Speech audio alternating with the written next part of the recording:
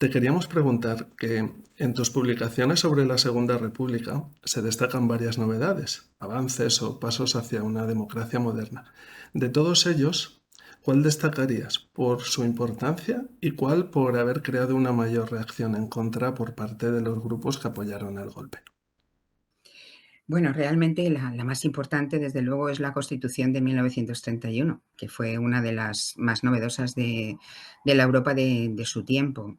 Una Constitución muy innovadora, muy adelantada también a su tiempo y que, bueno, prometía una democracia real, ¿no? En una España que quizá todavía no estaba preparada para asumirla. Y luego, naturalmente, todas las reformas estructurales que intentó el primer bienio republicano, la reforma del ejército, la reforma de la estructura de la propiedad, de las autonomías, la reforma de la Iglesia, de las relaciones con la Iglesia, de la educación. Evidentemente, ¿cuál molestó más? Pues en realidad todas, pero quizá, dada la situación, ¿no? de privilegio que siempre había tenido la Iglesia, pues quizá esto es lo que más costó, porque claro, también tenía un precio muy elevado. La Iglesia tenía el monopolio de la educación y la República aspiraba, el Estado republicano aspiraba a una educación laica, pública, igualitaria, paritaria, para todos. Pero el hecho de privar a la Iglesia de la educación implicaba dedicar, como hicieron al presupuesto de instrucción pública, mucho más monto que, por ejemplo, al de defensa nacional. Se Ujú. construyeron miles de escuelas en los años de la República, pero evidentemente era una cosa difícil de implantar, sobre todo porque la República, el gran problema de la República, es que no tuvo tiempo material, ¿no? Para que se aplicaran todas las reformas que habían diseñado.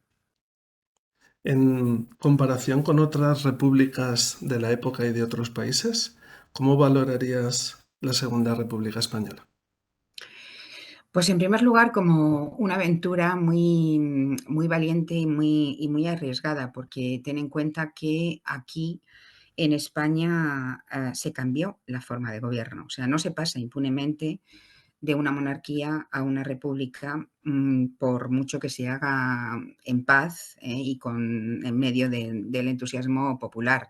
Es muy difícil. Había una estructura, lógicamente, muy arraigada, muchas instituciones monárquicas, especialmente la diplomacia, pero también toda la clase dirigente era monárquica, el ejército era monárquico.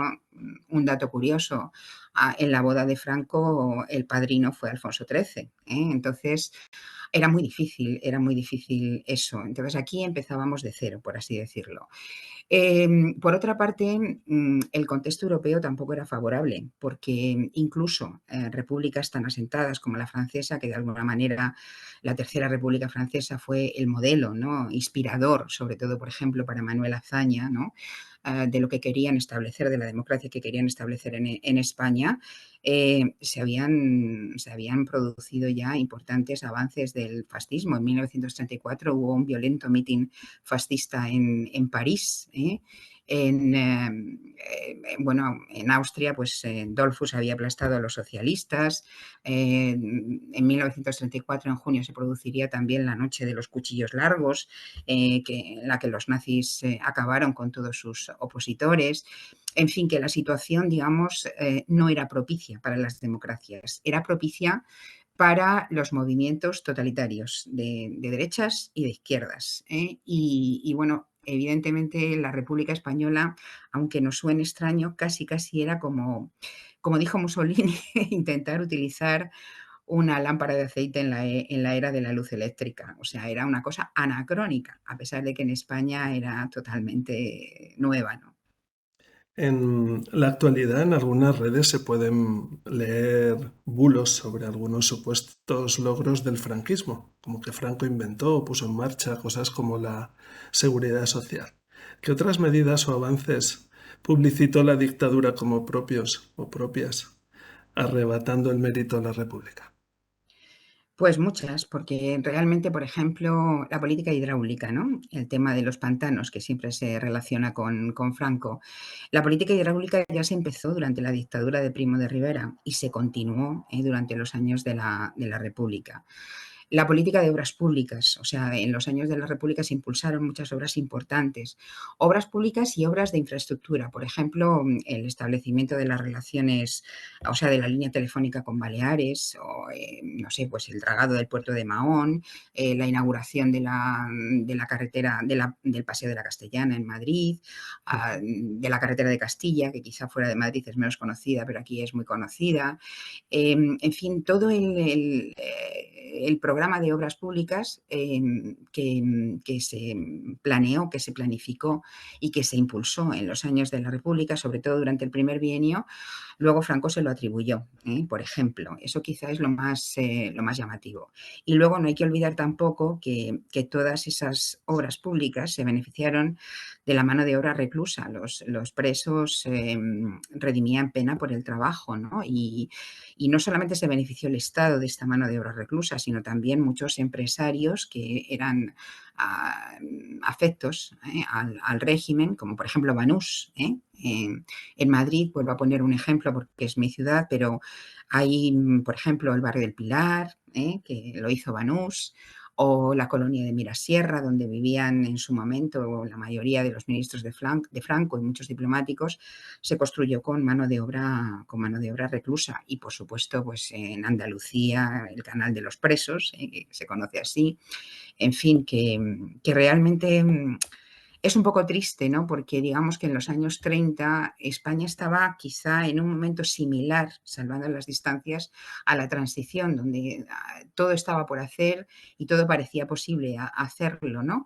Y todo eso se frustró por un golpe de Estado que además eh, no triunfó inmediatamente y degeneró en una guerra civil.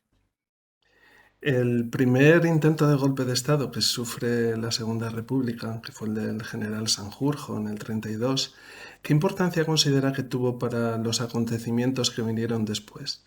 ¿Y por qué considera que aquí hubo tanta beligerancia contra la República y en otros países no? Bueno, el golpe de Estado de Sanjurjo fue fundamental. Primero porque desde el primer momento, desde que se proclamó la República, estaban esperando, ¿no? Que hubiera una reacción del ejército. Durante todo el siglo XIX el ejército había intervenido, ¿no? En la vida civil. Todos sabemos que la historia de España del siglo XIX está plagada de pronunciamientos, como se llamaban, y el propio Azaña escribió, estábamos esperando, ¿no? Que el grano reventara y el grano reventó con el golpe de Sanjurjo. Ahora bien, la forma tan fácil, entre comillas, en que pudieron acabar con el golpe de Sanjurjo, digamos que fue contraproducente, porque pensaron que ya ese tema estaba resuelto y luego cuando en el 36 les llegaron noticias, porque les llegaron noticias de que se estaba preparando otro golpe de Estado, quizá no actuaron con la diligencia que tenían que haber actuado. Y el propio Azaña también lo reconoció en sus escritos, ¿no? Ese es el drama. Y la segunda parte de tu pregunta, bueno, es que vuelvo a lo que te he comentado antes, es que aquí la República era algo completamente nuevo, ¿eh? No era trabajar sobre un régimen, modificar algunas circunstancias como en otros países, era implantar algo completamente desde cero. Y entonces, claro, eso conlleva pues una serie de riesgos que evidentemente aquí se produjeron.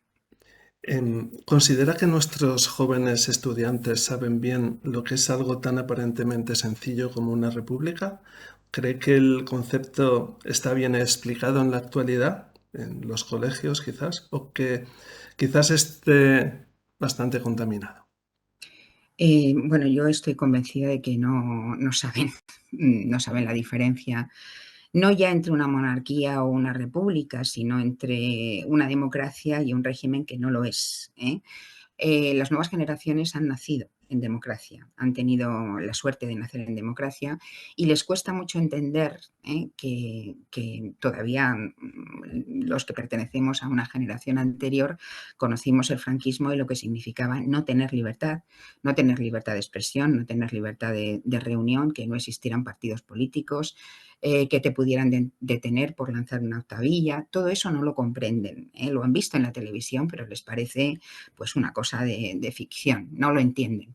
Entonces, claro que es necesaria una labor de educación y de explicación.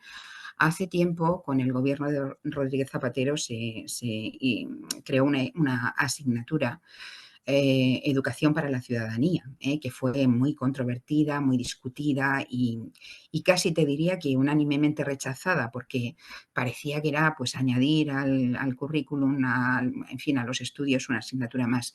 Pero yo creo que esa educación para la ciudadanía, en el sentido de que comprendan que vivir en democracia significa tener muchos derechos, pero también tener muchos deberes como ciudadanos. Entonces, a mí me parece fundamental que se haga esa labor de educación, esa labor de divulgación y que no se confundan los términos, ¿no? Ahora, por ejemplo, eh, en vez de formas de gobierno se habla de formas de Estado. Y entonces, eso, por ejemplo, para mí es peligroso porque incluso en el gobierno se habla de forma de Estado porque estamos muy mediatizados por las autonomías, ¿no? Por las reivindicaciones autonómicas. Hay que tener cuidado con esto porque el hecho de hablar de forma de Estado implica hablar de una reestructuración, ¿no? de la forma del Estado, de la forma territorial del Estado. En cambio, hablar de forma de gobierno significa simplemente cambiar de una monarquía a una república o, en fin, a otra forma de gobierno. Entonces, bueno, este tipo de cosas, ¿no? Están separadas por una línea muy sutil, incluso entre los juristas no hay unanimidad, pues convendría, ¿no? Que las nuevas generaciones las conocieran y que alguien se las explicara con rigor. ¿Hasta qué punto considera peligrosa la polarización de la política y de la sociedad españolas en la actualidad?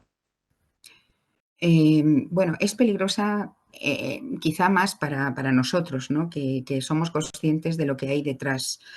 Pero yo creo que tampoco hay que exagerar. Yo creo que tampoco hay que exagerar. Ahora vivimos en un Estado de Derecho. Hay muchos más instrumentos, ¿no? para consolidar y para mantener ese Estado de Derecho. Y con un poco de suerte y sobre todo con un poco de educación. Por eso insisto en lo de la educación para la ciudadanía, quizá seamos capaces de conculcar, ¿no? ese peligro. Ese peligro que, por otra parte, esa bipolarización tampoco es exclusivo de España, ¿no? Se está produciendo en Francia, se está produciendo en Alemania, se está produciendo en muchos países europeos, entre otras razones porque estamos pagando, esta es una opinión personal, bueno, y una opinión también compartida, ¿no? por otros expertos, estamos pagando un poco el precio de la descolonización. Durante muchos años Europa ha vivido, ¿no? de las materias primas, de la mano de obra, en fin, de lo que entonces se llamaban colonias, ¿no? Y ahora todo eso está llegando a Europa, ha llegado a Europa. Entonces creo que tenemos que hacer una gran labor de conciencia para entender, primero, que los emigrantes no son enemigos. Y segundo, que, bueno, además como suele decirse, de beneficiarse de la seguridad social, pues también a la larga van a solucionar el problema demográfico que tenemos en Europa, están solucionando el problema demográfico que tenemos en Europa y además van a pagar nuestras pensiones. Tenemos que ser conscientes de eso. Y por otra parte, bueno, quizá esto es un poco ingenuo o un poco filantrópico, ¿no? Pero